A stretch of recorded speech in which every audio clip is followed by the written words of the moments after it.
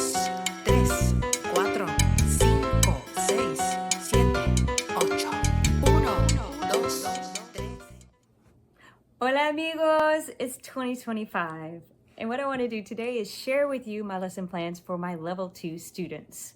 So the week we come back from a break, I like to have a little bit easier first day. So I know it's already passed, but on the first day back, I've done this for like 15 years and we're doing it anyway, is I teach them about El Día de los Reyes Magos. So I have a PowerPoint. It's really super short, less than 10 minutes, 15 minutes if they ask questions. And then they write a letter to one of the Reyes Magos. And I give them this shoe template and they design their own shoe. So I tell them to put their personality in it, show me something about them that maybe I didn't know. And then they put those on the bookshelf. This takes pretty much all periods. Some kids are like struggling to get everything done. So they'll put the letter in here. They'll put hay for the camels, and then they'll put them on the bookcase with their name on the back. And I'll leave a video up here, a little link, so that you can see that in more description because I'm just touching on it. And so what I did over the break is I made little envelopes that have their pesos in it, and then I'll fill those with candy.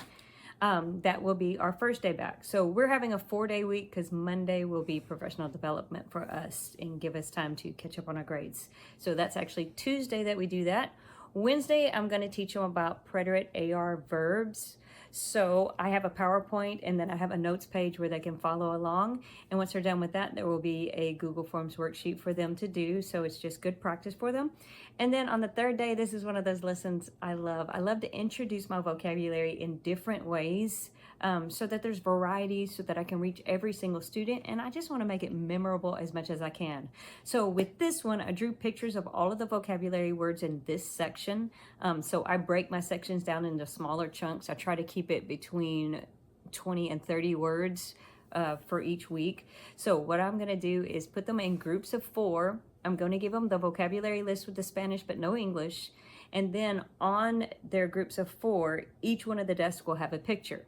It will have the Spanish word, and they as a group have to come to a consensus. What does that word mean? And it's all to do with going shopping.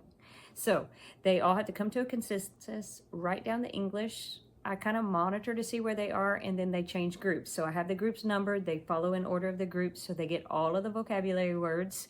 They get all the English. They're not allowed to consult. And what I may do, because I have a lot of Spanish speakers in some classes, I'm going to put the Spanish speakers in their own little group or have them do something slightly different because they know all the words. So it'd be cheating for them to be in any of the groups.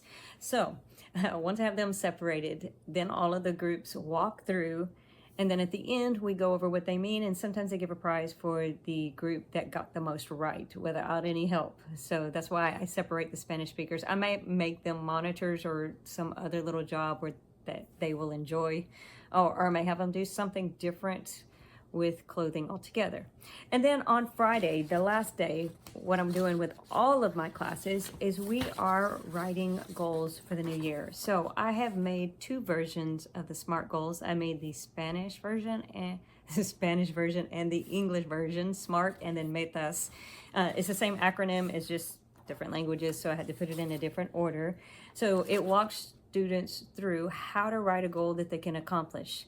And so we learn about it with these, so you can teach it in English or Spanish, or you can give them the English version but teach it in Spanish so that they have something to refer to when they're on their own. And then after the lesson, they're actually going to write 2 goals, one personal and then one for school. So I have it in both English and Spanish, and I will link a video in the description where I go into more detail, but that's what we're doing on Friday. And then that is our short 4-day week in the first week back. So we are going to set our course on this first week and have a little fun and be a little bit relaxed, but still learning just at a slower pace than normal. So I hope some of these ideas will help you. I'll leave links in the description for the products that I'm actually using, and I might even be able to put some pictures over there so you can kind of see what I'm talking about. And I hope this helps you. You don't have to use my products, but maybe you can use my ideas for your week back. So I hope you have an awesome first week back of 2025. Happy teaching. Adios.